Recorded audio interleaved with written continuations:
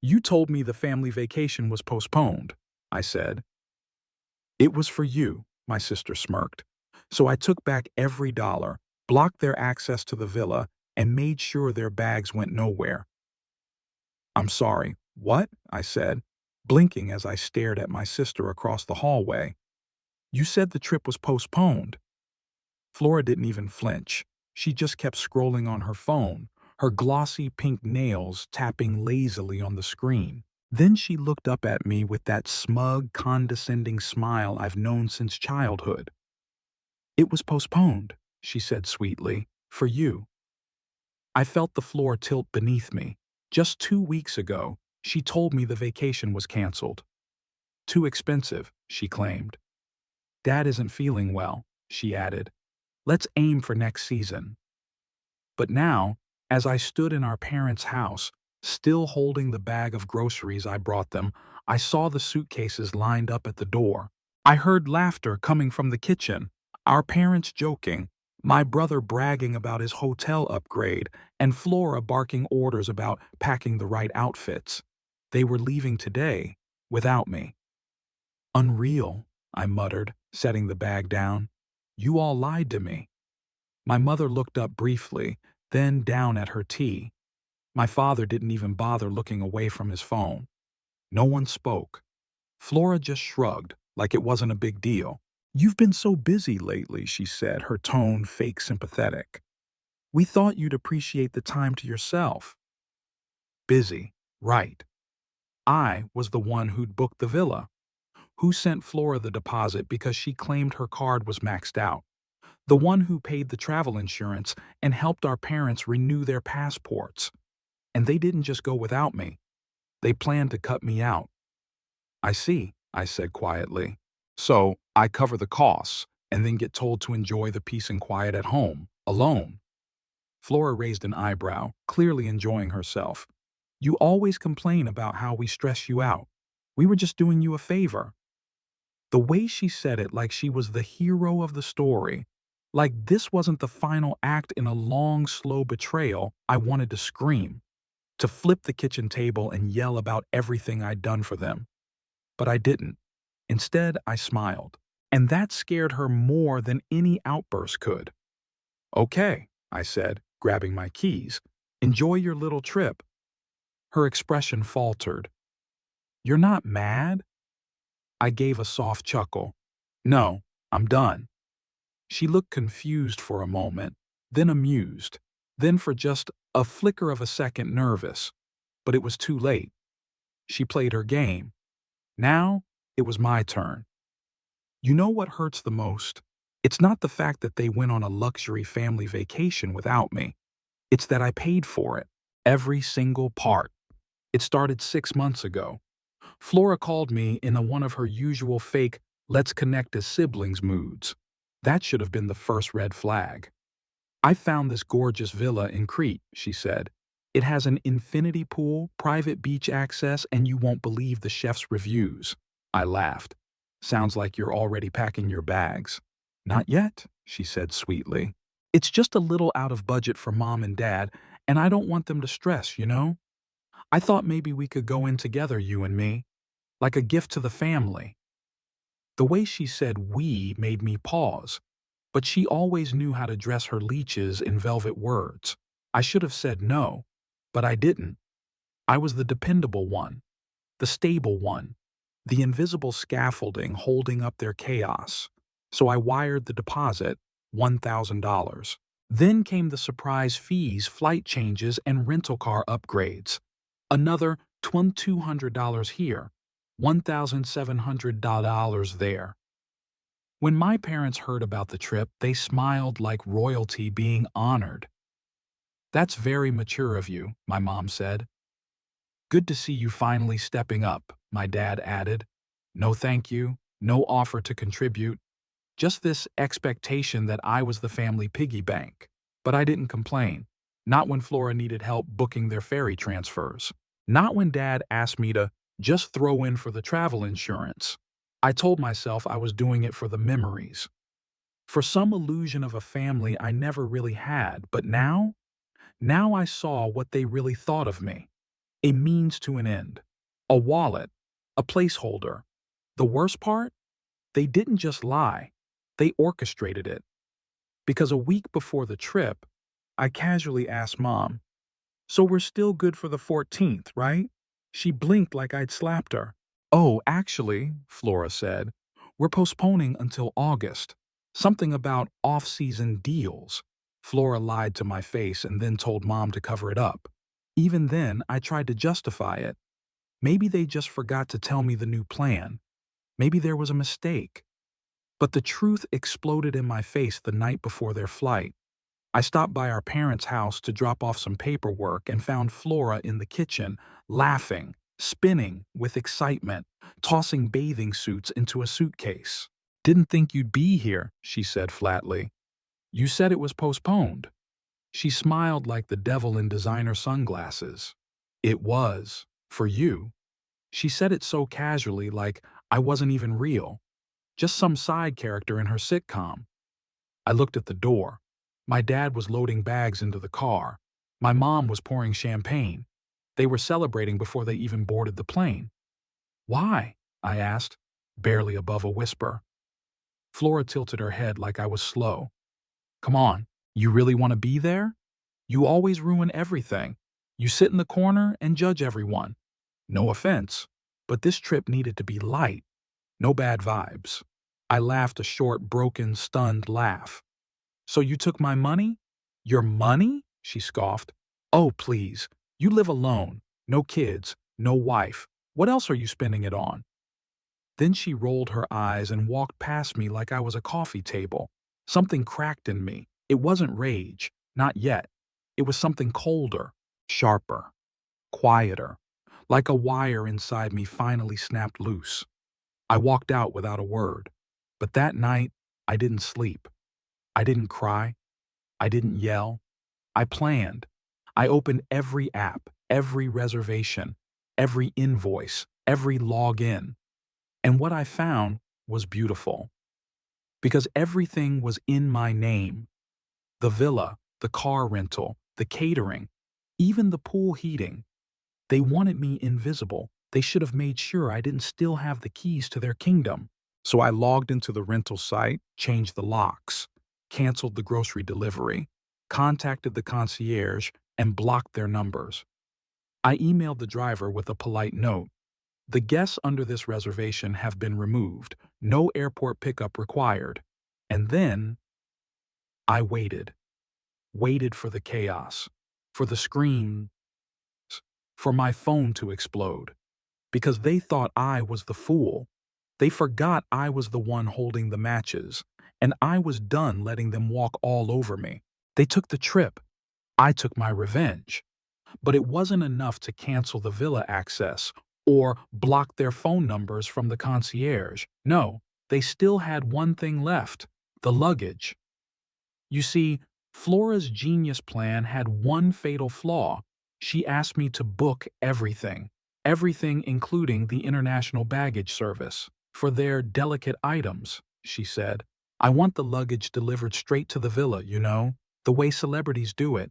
I found this service that picks it up from the airport and drops it at the destination. Can you just handle it? It's like too many emails." So, I handled it. I logged in, found the reservation. The status said, "Scheduled for delivery tomorrow, 11 o'clock a.m. Perfect. I clicked Edit Location, and I stared at the empty field for one long, satisfying second, then typed in, "Amorgos Island Goat Farm, Greece." Yes, an actual location, remote, mountainous, middle of nowhere. I even attached a special instruction note. "Owner prefers no contact. Just leave bags by the fence. Don't disturb the animals." I was laughing so hard I had to sit down. I could already picture it: my sister's LV luggage, my dad's golf set, my mother's essential oils, all packed with obsessive care, now making their way up a dirt road toward a goat sanctuary. Poetic. Of course, I made sure everything was non-refundable. No changes allowed after dispatch. By the time they landed, they'd have nothing but their hand luggage, maybe a magazine, a granola bar, a pair of neck pillows. I closed the laptop and leaned back. For the first time in years, I didn't feel like the joke. They were.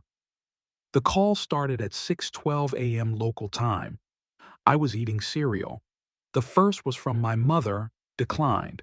Then Flora. Then my father. Then Flora again. They were getting desperate. Eventually, I caved. Not to talk, just to listen. I hit answer and stayed silent. Flora's voice exploded out of the speaker. "Where is my stuff?" I took a slow sip of my coffee. "Probably somewhere scenic," I said calmly. "Maybe a nice mountain view, perfect for reflection." "You sent our bags to a farm," she shrieked. "A goat farm," I corrected. "Don't worry. I hear they're very respectful with fragile items." She made a sound somewhere between a scream and a gasp. "You're unbelievable," says the woman who planned a vacation behind my back and used my bank account to do it. My dad got on the phone. "We stuck here with nothing," he barked. "You embarrassed this family." "No," I said flatly. "You embarrassed yourselves. I'm just returning the favor." Then I hung up. And this time, I blocked their numbers. The texts rolled in from unknown numbers. Emotional blackmail on loop. "This is Mom using Flora's phone. Please call me. We're in trouble." "You've made your point. Fix this before it gets worse. We'll pay you back. Just send the luggage back, please." "But the goat farm doesn't do returns." "I know. I called to ask." The owner sounded confused but cheerful, said the bags arrived in good condition. "Very strange delivery, but my goats enjoy the company," he said in broken English. "One of them sleep on purple bag." I nearly dropped the phone from laughing. So now they were stuck in paradise. No clothes, no toiletries, no Wi-Fi. I revoked their code. No fridge service. I canceled the grocery drop-off. No driver, he'd already been told they weren't welcome, and no one to beg. I'd burned the bridge, then salted the ground. All they had was time, and each other. No distractions, no servants, no access. Just silence, the kind I dreamed of for years. And as I danced barefoot in my kitchen, music playing, the sun shining through the window, I smiled. Because for once, I wasn't the fool. I was the storm. They came home 3 days early, sunburnt, exhausted, defeated. I was sitting on the porch when they pulled into the driveway, like survivors of some emotional war. Flora jumped out of the car, first red-faced, hair in a messy bun, her designer sunglasses askew. "You," she snapped, stomping toward me like a toddler in meltdown mode. "What is wrong with you?" I stayed seated, sipping lemonade. "Flora," I said, nodding politely. "How was the farm?" Her scream could have cracked glass. "We were humiliated. Do you have any idea what you've done?" "You mean, other than paying for a family vacation I wasn't invited to?" My mother came next, dragging 2 carry-ons and looking like she hadn't slept since Athens. Her expression flipped between guilt and fury. "You embarrassed us!" she shouted. "No," I said calmly. "I gave you a taste of how I felt for the last 10 years. My father stayed near the trunk, pretending to be busy untangling straps. He didn't look at me." Flora folded her arms. "You went nuclear over nothing.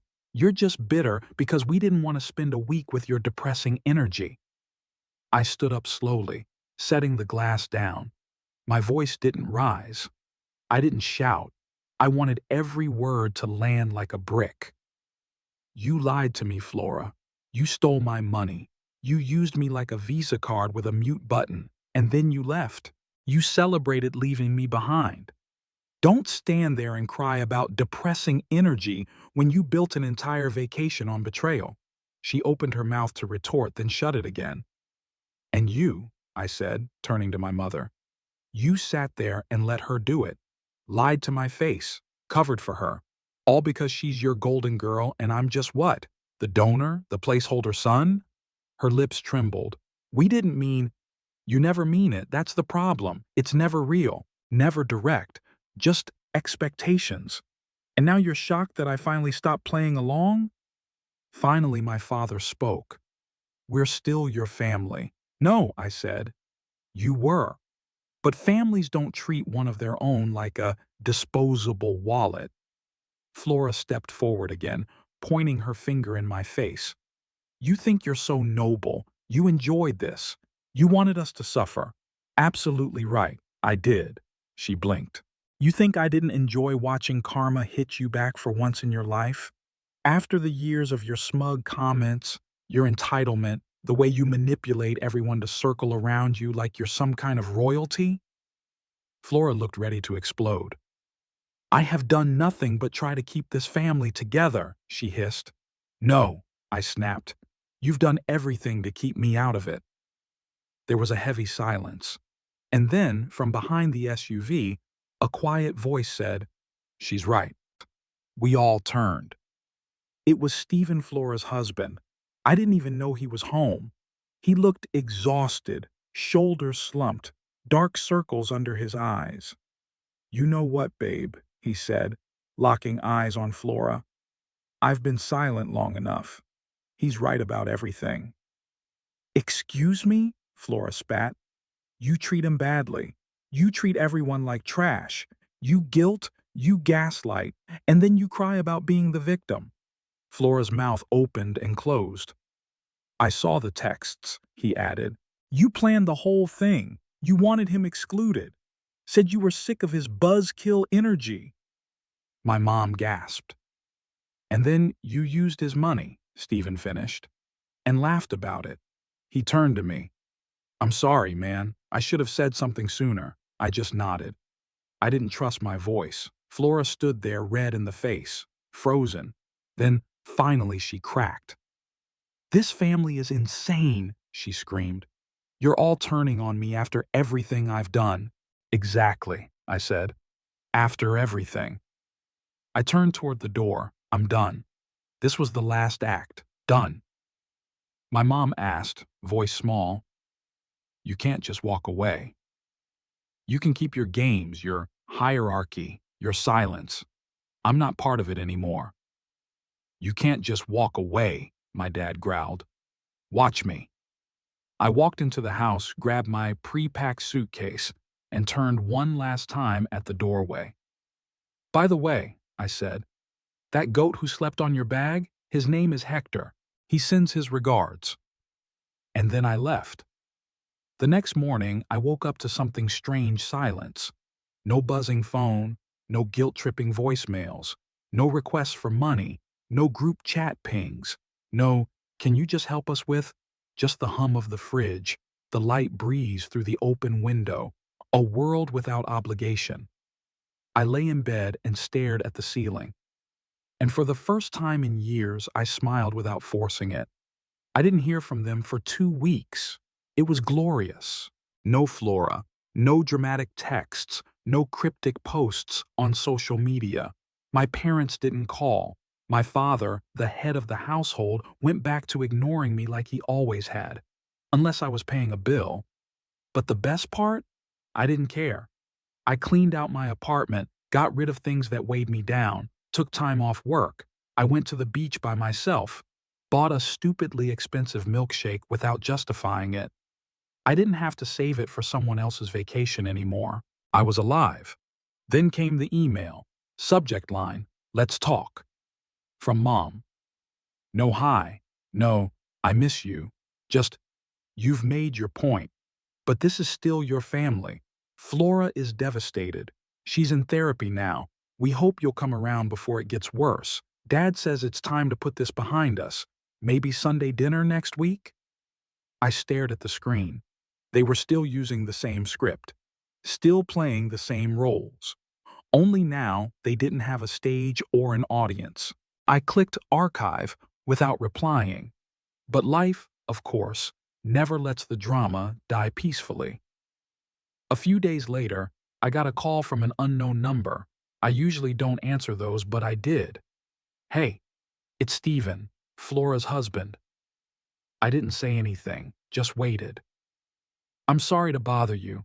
I know you probably don't want to hear about this, but, Flora left. I blinked. Left what? Me, the house, everything. He sighed.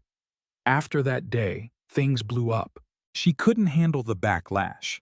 Your parents kept trying to pretend nothing happened, but she spiraled, said everyone betrayed her. I said nothing. I just wanted to say you weren't crazy, he added quietly. She manipulated all of us, but you were the only one who ever stood up to her. He paused. Anyway, if you ever need anything, beer, coffee, or a chill, forget them all convo, I'm always around. It wasn't much, but it felt like a crack in the wall, one that let the truth leak through. The next week, I ran into someone unexpected at the grocery store, Hazel. She was the one person in the family who had always been neutral, quiet, observing, never taking sides. Hey, she said gently, just wanted to tell you I heard what happened. I braced myself. And I'm proud of you. I blinked. Excuse me? You did what none of us ever had the courage to do. You set boundaries. You stood up to all of them. You broke the cycle. She squeezed my arm before walking off. That moment stayed with me for days. On Saturday morning, I got a message request on Instagram. I didn't recognize the name. It was from one of Flora's old friends, a girl I barely remembered from her wedding. Hi, I hope it's okay, I'm reaching out. I saw what happened and I just wanted to say I always admired you. You were the only one in your family who ever looked like you were actually listening when people talked. You deserve better. I sat there, phone in hand, trying to process what I was feeling. It wasn't anger. It wasn't pride. It was peace. They tried to exile me, but I had set myself free. A week later, I bought a ticket to Iceland. Just me, just to see the northern lights. I didn't tell anyone, didn't post about it, didn't ask for permission, and as I stood there under the sky, watching ribbons of green dance in silence, I whispered one thing. I'm not coming back to who I was. And I meant it. You know what's funny? They still think I'll come back. Even after the blocked numbers, the ignored emails, the silence. I know deep down they believe this is just another episode, another tantrum, another storm I'll eventually apologize for. They don't realize. This wasn't a storm. This was the evacuation. And the building, it's already burned to the ground. Flora texted me last week from a new number. I know you hate me, but just know, therapy is helping. I'm trying to change. No apology. Just that manipulative half-confession, designed to make me feel guilty. I deleted it without reading the rest.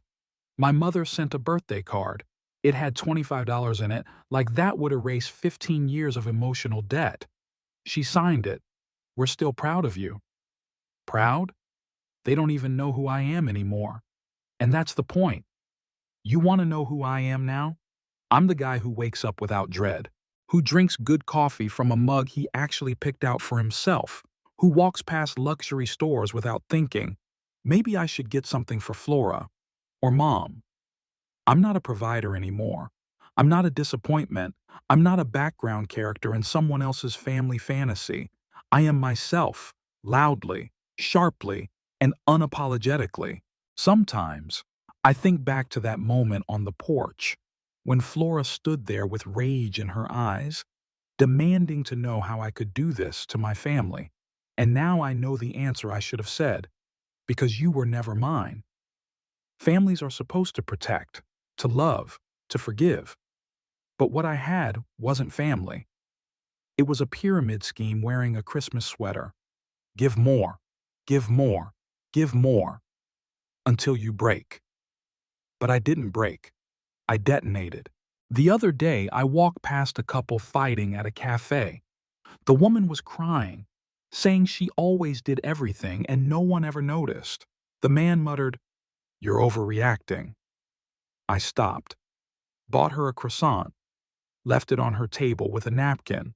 On it, I wrote, "You're not crazy. You're just the one who finally woke up." That's what this story is, isn't it? Not revenge, not drama, awakening. I'm done setting myself on fire to keep other people warm. The gas line is cut. The matchbook's gone. The bank is closed. And the doors, they're locked from the inside.